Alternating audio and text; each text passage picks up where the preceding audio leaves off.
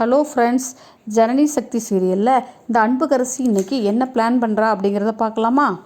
கரிகாலனும் முள்ளையும் வீட்டில் ஹாலில் படுத்துட்டு பேசிகிட்டு இருக்காங்க. அவங்க 2 பேருக்குமான கல்யாண யோகத்தை பற்றி பேசி கடுப்பாகி படுத்துடுறாங்க. நந்தினி அப்போ பால் காய்ச்சி எடுத்துகிட்டு போகிறாங்க. அதை கொண்டு போய் தர்ஷன் கையில் கொடுத்து பார்கவியும் தர்ஷினியும் ரூமுக்கு அனுப்புகிறாங்க.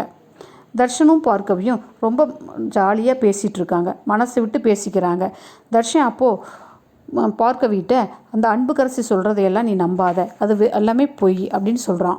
அதுக்கு பார்கவி, இல்லை அன்புக்கரசி ஏதோ பிளான் பண்ணி தான் இங்கே வந்திருக்கிறா, அது எனக்கு புரியுது அப்படின்னு சொல்கிறான். தர்ஷனும் பார்கவியும் சந்தோஷமாக சிரித்து பேசிகிட்டு இருக்காங்க.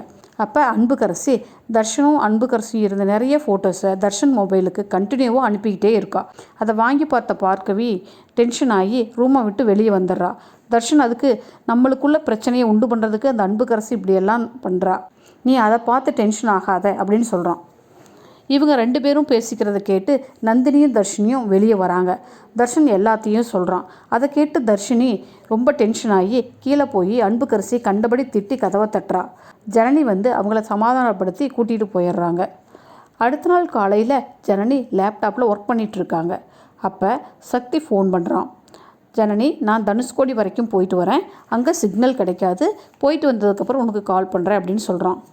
ஜனனியும் நந்தினியும் சக்தியை சேஃபாக போயிட்டு வர சொல்லிட்டு ஃபோனை வச்சிடுறாங்க. சக்தியும் கண்ணப்பனோட அப்பாவும் தனுஷ்கோடி கிளம்பி போகிறாங்க.